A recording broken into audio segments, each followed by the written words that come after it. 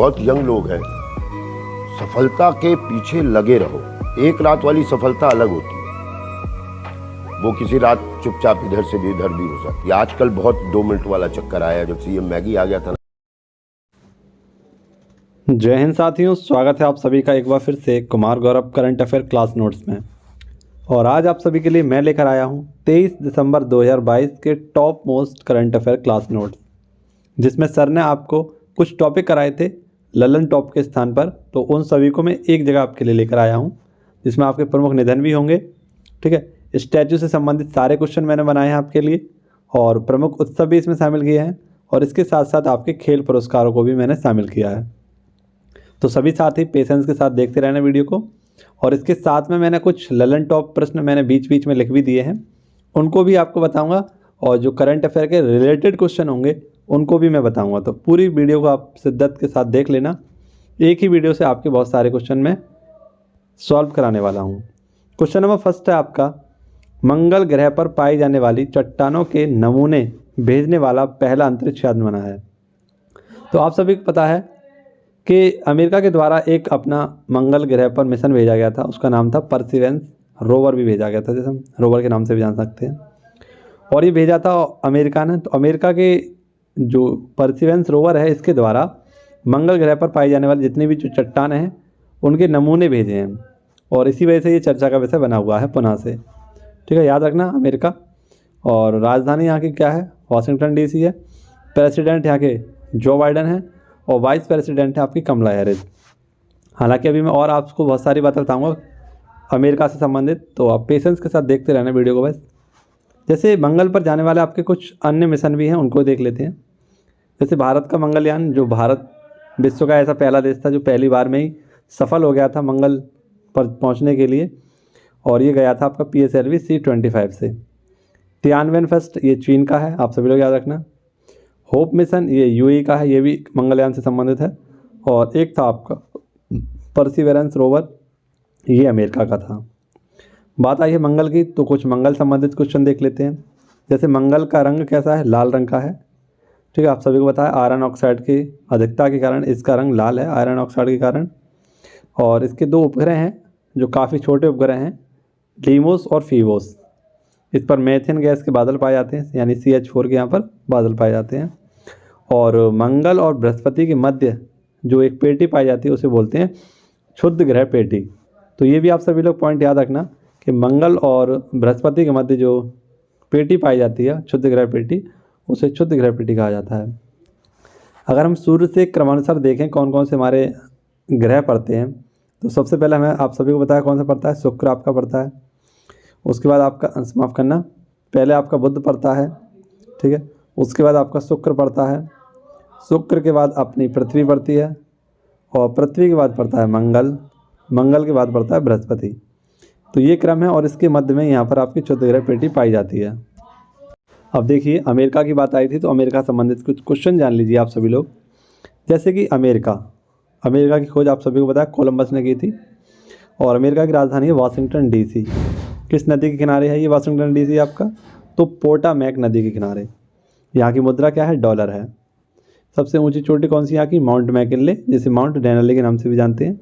और यहाँ के घास के मैदानों को प्रेरी घास के मैदान के नाम से जाना जाता है। ठीक है, येलो स्टोन जो नेशनल पार्क है, ये आपका अमेरिका में ही पड़ता है, येलो स्टोन नेशनल पार्क। ये पॉइंट याद रखना, सारे पॉइंट इंपॉर्टेंट रहेंगे। और यहाँ पर आप सभी को याद रखना है जो प्रतिनिधि सभा है, और प्रतिनिधि सभा में जो स्पीकर हैं वो हैं आपकी कौन? तो ये है नेल्सी पेलोसी, और हाल ही में ताइवान यात्रा पर गई थी, तो ये काफ़ी चर्चा का विषय रही थी आपकी नेल्सी पेलोसी, ये भी आप याद रखना। इसके बाद आपको याद रखना है कि यहाँ के जो राष्ट्रपति आपको पता ही है जो बाइडन है, उपराष्ट्रपति कमला हैरिस हैं, और यहाँ पर लिखे हुए हैं आपके रक्षा मंत्री। तो यहाँ पर नाम लिख लेना आप सभी लोग। रक्षा मंत्री का नाम है एंटोनी ब्लिंकन। क्या नाम है? एंटोनी ब्लिंकन यहाँ के क्या है? रक्षा मंत्री हैं। जबकि वित्त मंत्री कौन है यहाँ की? तो आपने हाल ही में इनका नाम पढ़ा होगा, जेनेट येलेन। कौन है? जेनेट येलेन, जो कि अमेरिकी सिक्कों पर या अमेरिकी जो मुद्रा है उस पर हस्ताक्षर करने वाली पहली महिला होंगी। इसके बाद UNO, इसका हेडक्वार्टर कहाँ पर है? तो UNO का हेडक्वार्टर आप सभी को पता है न्यूयॉर्क में है। और हाल ही में एक और क्वेश्चन याद रखना कि UNO का जो परिसर है उस परिसर में महात्मा गांधी जी की क्या लगाई जाएगी, प्रतिमा स्थापित की गई है। ये भी आप सभी लोग याद रखना। और यूएनओ आपका किस नदी के किनारे है, तो आप सभी लोग याद रखना हडसन नदी के किनारे एक मैनहट्टन द्वीप है, यहाँ पर है। इसके बाद अमेरिका और कनाडा के मध्य 49 डिग्री रेखा बनती है ना, जो आपकी पैरेलल रेखा है ये बनती है। और एक है आपकी कौन सी, 5 झीलें, जिसमें सुपीरियर, मिशिगन, ह्यूरॉन, इरी और ओंटारियो, ये आपकी 5 झीलें हैं। मैक्सिको और कनाडा, माफ़ करना, अमेरिका और मैक्सिको के मध्य आपकी कौन सी नदी, तो रियो ग्रांडी नदी आपका सीमा बनाती है। मैक्सिको और क्यूबा के मध्य जो चैनल है उसे क्या कहते हैं, युकांटन चैनल, ठीक है। अलास्का 1000 द्वारों की घाटी से कहा जाता है। और डेनाली रेंज माउंट मैकेले ये आपका पड़ता है। कनाडा की राजधानी आप सभी को पता होगी ओटावा है। और यहीं पर आपकी अथावास्का झील, जो कि यूरेनियम की सबसे बड़ी झील है, पाए जाते हैं, ठीक है।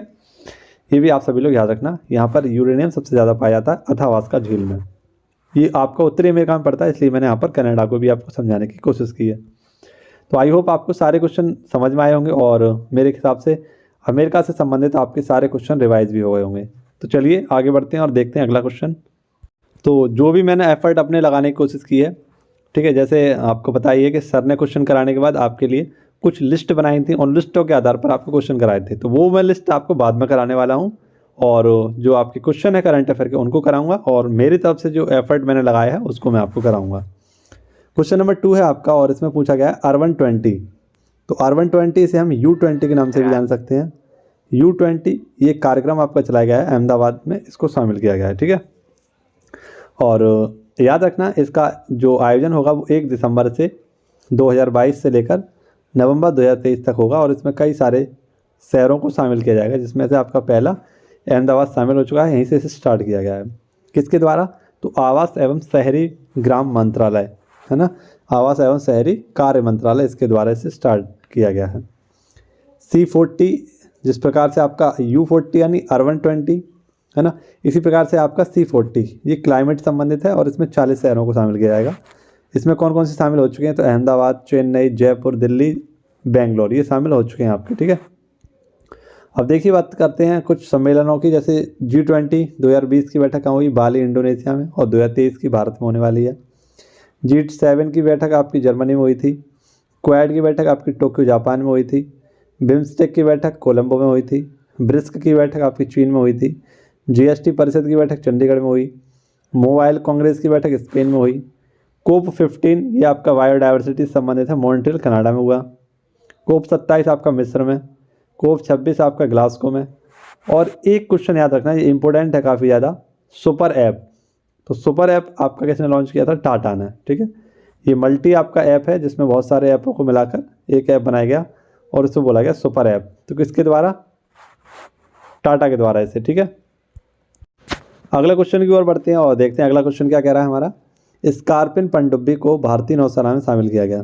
तो आप सभी को पता है प्रोजेक्ट 75 चल रहा है आपका और इस प्रोजेक्ट 75 के तहत भारत और फ्रांस मिलकर क्या कर रहे हैं, 6 पनडुब्बियों का निर्माण कर रहे हैं, जिनमें से आपके 5 पनडुब्बियों का निर्माण हो चुका है और भारतीय नौसेना में ये शामिल भी हो चुकी हैं।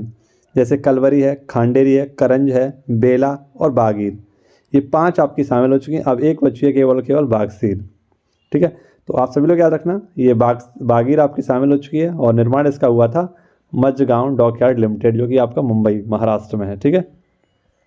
अगला क्वेश्चन देखिए, अगला क्वेश्चन था आपका मुख्यमंत्री आवास योजना। तो मुख्यमंत्री आवास योजना ये उसी की तर्ज पर है जिस प्रकार से आपका प्रधानमंत्री आवास योजना आया था, ठीक है। और इसी की तर्ज पर आपका बनाया गया है मुख्यमंत्री आवास योजना हरियाणा सरकार के द्वारा। और आप सभी लोग याद रखना इसका भी उद्देश्य वही है जो केंद्र सरकार की योजना का था, सभी के लिए आवास, ठीक है। तो यहाँ पर भी यही इसका उद्देश्य है, सभी के लिए आवास। हरियाणा की बात करें तो आप सभी लोग याद रखना चंडीगढ़ इसकी राजधानी है और CM यहाँ के मनोहर लाल खट्टर हैं और गवर्नर हैं यहाँ के बंडारू दत्तात्रेय। हाल ही में अधिगम योजना ये किसने स्टार्ट की थी, तो हरियाणा सरकार के द्वारा। ग्रेन ATM का उद्घाटन कहाँ हुआ, गुरुग्राम हरियाणा में हुआ। ISA का हेडक्वार्टर कहाँ पर है, गुरुग्राम हरियाणा में है। और ये भी आप याद रखना कि हरियाणा के मुख्यमंत्री बंडारू दत्तात्रेय ने हाल ही में आपका मुख्यमंत्री आवास योजना को स्टार्ट किया है।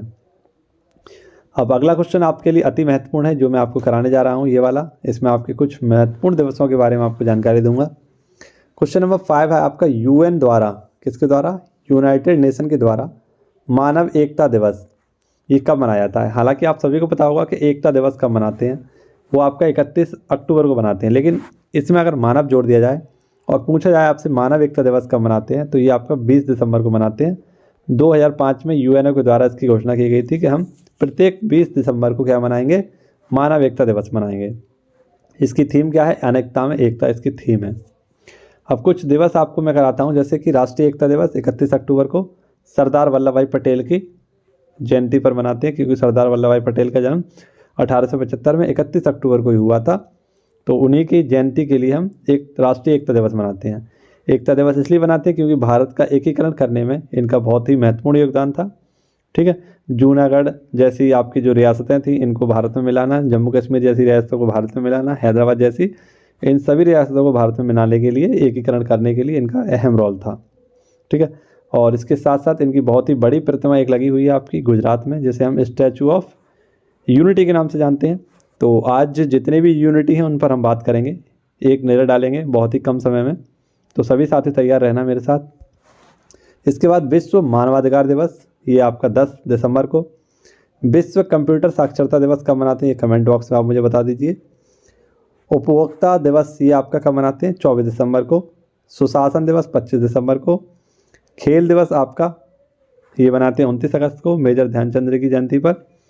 नर्स दिवस 12 मई को मनाते हैं, नाइटिंगेल फ्लोरेंस की जयंती पर। सांख्यिकी दिवस 29 जून को मनाते हैं, पीसी महालनोबिस की जयंती पर। और सिविल सर्विस डे आपका 21 अप्रैल को मनाते हैं, क्योंकि भारत में सिविल सर्विस का जनक कौन है, आपका कॉर्नवालिस ही है। ठीक है, इसीलिए इसको सिविल सर्विस डे को मनाते हैं 21 अप्रैल को। अगला क्वेश्चन आपकी स्क्रीन पर आपको दिख रहा होगा। क्वेश्चन आपसे पूछा गया है, चीन में कोरोना संक्रमण की नई लहर। तो चीन में कोरोना संक्रमण की नई लहर आ चुकी है और उसके लिए आपका जो एक वेरिएंट निकल कर सामने आ रहा है, वो वेरिएंट आपको याद रखना है BF7 है। और इस BF7 जो कि कोरोना का एक नया वेरिएंट है, और नए वेरिएंट के साथ साथ ये आपको याद रखना है कि ओमिक्रॉन जो आपका 2021 में आया था उसी का एक सब वेरिएंट है, यानी उसी का एक छोटा रूप है जो कि काफ़ी ज़्यादा क्या है मित्रों, घातक है। इसने चाइना के 80% जनसंख्या को प्रभावित करने की योजना भी बना रखी है। ऐसा मान लीजिए कि 80% जनसंख्या को ये प्रभावित कर सकता है अगर चाइना में इसकी हालात बहुत बुरे हुए तो। ठीक है, तो आप सभी को याद रखना है कि इसका जो नया वेरिएंट है इसका नाम है BF.7। अब आप सभी को पता है कि ओमिक्रॉन, भारत में ओमिक्रॉन टेस्टिंग के लिए एक स्वदेशी आपकी किट बनाई गई थी, उसका नाम रखा गया था ओम। तो ये क्वेश्चन भी आप लोग याद रखना। और जो ओमिक्रॉन था इसका बहुत ही वेरिएंट, जो तगड़ा वाला वेरिएंट था, उस वेरिएंट का नाम था V.1.1.529, ये इसका वेरिएंट था। आप सभी को पता है कि समय समय पर भारत में और विश्व में कुछ ओमिक्रॉन के, माफ़ करना, कोरोना के आपके कुछ नए नए वेरिएंट आते रहे थे। अगर हम बात करें ओवरऑल, सबसे पहले आपका 2019 में जो एक्चुअल में कोरोना वेरिएंट आया था, ठीक है, वो 2019 में आया था। और उसके बाद से लेकर ये अपना रूप बदलता रहा है और इसके नाम बदलते गए हैं। ठीक है, तो उन्हीं पर मैंने एक छोटी सी लिस्ट बनाई है आपके लिए। जैसे कि आपको पता है ओमिक्रॉन ये आपका दक्षिण अफ्रीका से आया था, इसका पहला केस देखा गया था दक्षिण अफ्रीका में, हालांकि ये कई सारे देशों से आया था आपका। ठीक है, इसके बाद बात करें कि अल्फ़ा जो आपका वेरिएंट, सबसे दूसरा वेरिएंट आया आपका 2020 में आया ये, और ये आपका इंग्लैंड में आया था, यानी यूके में। इसके बाद बीटा वेरिएंट आता है आपका साउथ अफ्रीका में, 2021 में आता है ये। उसके बाद गामा, ये ब्राज़ील में आता है 2021 में। डेल्टा आपका ये 2021 में भारत में आता है, और इसका नाम था, इसका वेरिएंट था B.1.617.2। ठीक है, जो कि मैंने आपके सामने लिख दिया है इस प्रकार से। ठीक है, और ओमिक्रॉन की बात करें तो 2021 में ये कई देशों में आया था, और पहला जो इसका केस देखा गया था वो दक्षिण अफ्रीका में देखा गया था। इसके वेरिएंट का नाम था B.1.1.529। ठीक है, ये लोग आप सभी लोग याद रखना। ये सारे क्वेश्चन थे आपके कोरोना संबंधित, तो इन पर भी आप एक छोटी सी नज़र डाल लेना और ये वाला आप क्वेश्चन याद रखना। चलिए आगे देखते हैं अगला क्वेश्चन हमारा क्या कह रहा है हमसे, और ये भी काफ़ी प्यारा क्वेश्चन है हमारे परीक्षा की दृष्टि के लिए। डिजिटल इंडिया अवार्ड्स 2022, कौन सा क्वेश्चन है? डिजिटल इंडिया अवार्ड्स 2022 में प्लेटिनम आइकन अवार्ड केंद्र सरकार की किस योजना को मिला है?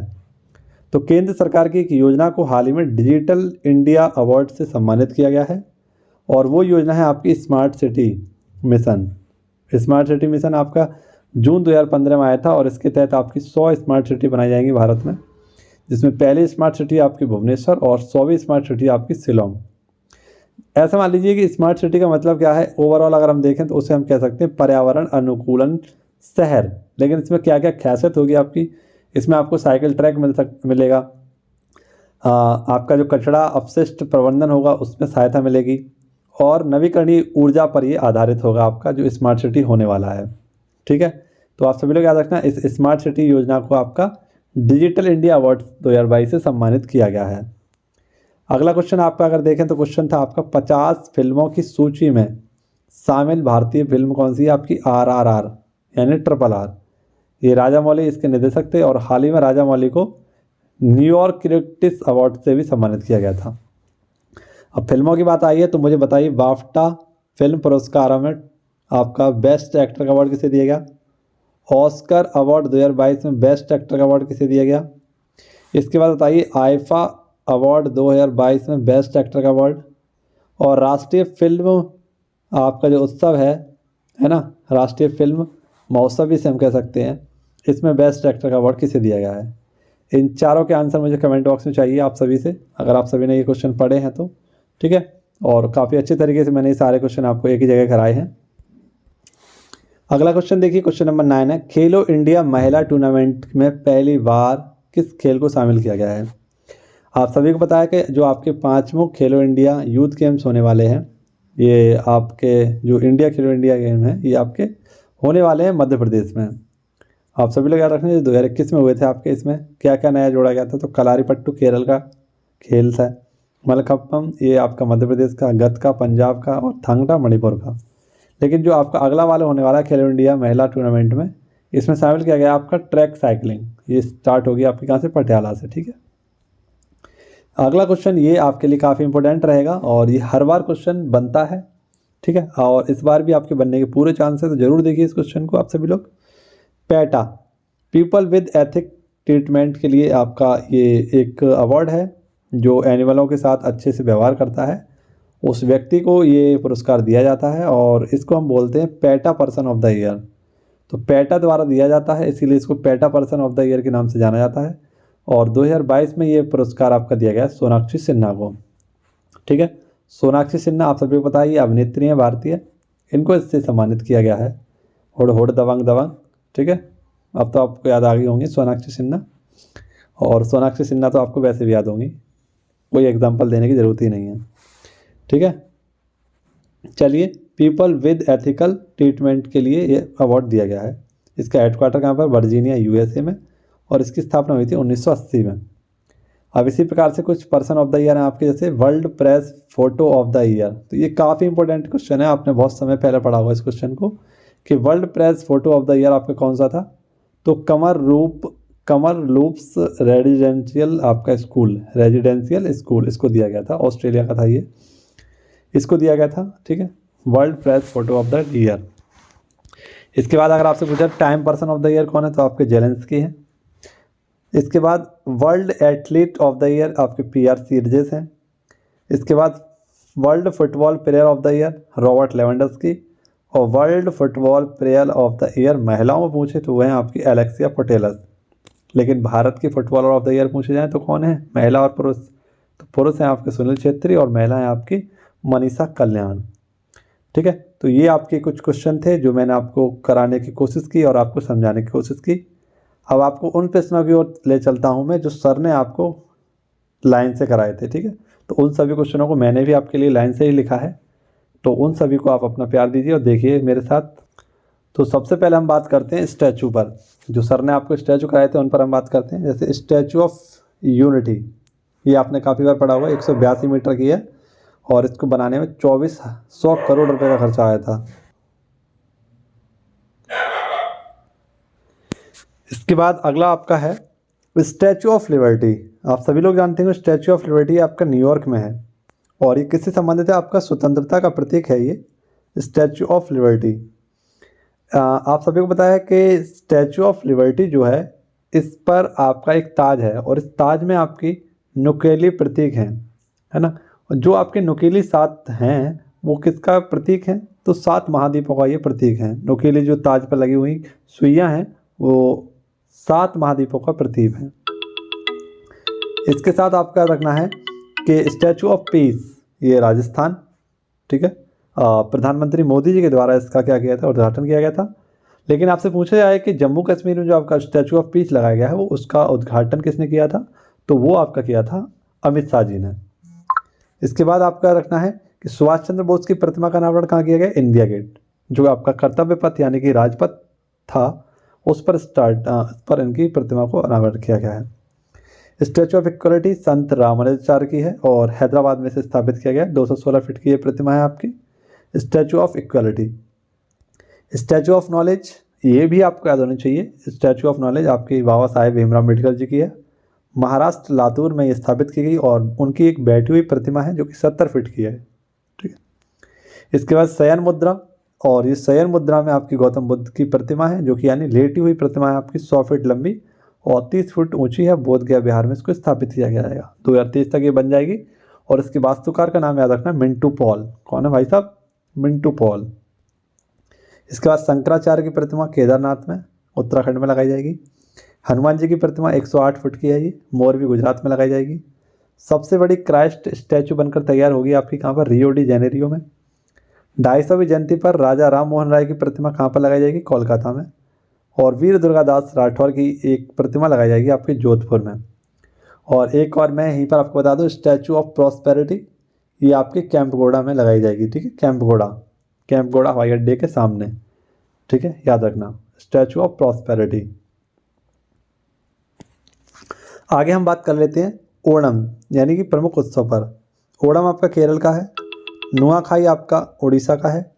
नाड़ा हब्बा दशहरा का यानी दशहरा उत्सव है आपका कर्नाटक में नाड़ा हब्बा। बाचुंबा उत्सव आपका असम का है। कुछ नए उत्सव हैं ये आपके लिए जो आपने सुने तो होंगे लेकिन भूल चुके होंगे, इसीलिए इनको रिवाइज करा रहा हूँ आपको। रज पर्व आपका उड़ीसा का है।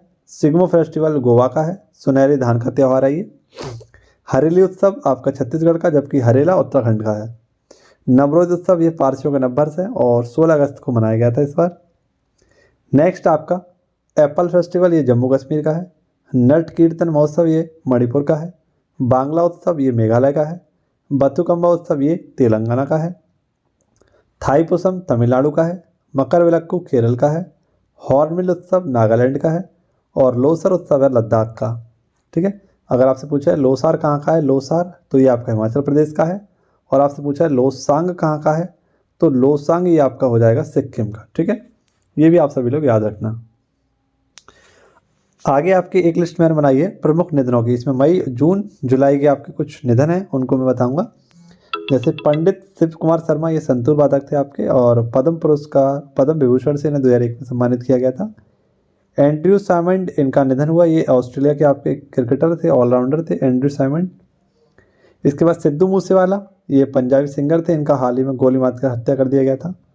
कृष्ण कुमार कोनार ये भी आपके सिंगर थे, इनका भी निधन हो गया था। भजन सपोरी ये संतूर वादक हैं आपके।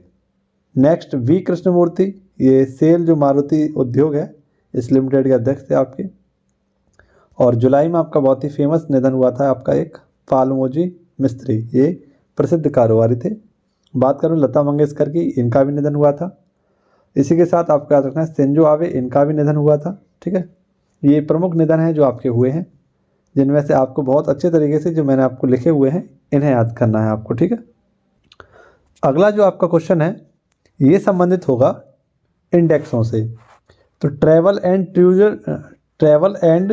टूरिज्म डेवलपमेंट इंडेक्स 2021 ये ट्रैवल टूरिज्म को बढ़ावा देने के लिए, उसके डेवलप को बढ़ावा देने के लिए लाया जाता है और WEP के द्वारा इसे लाया जाता है।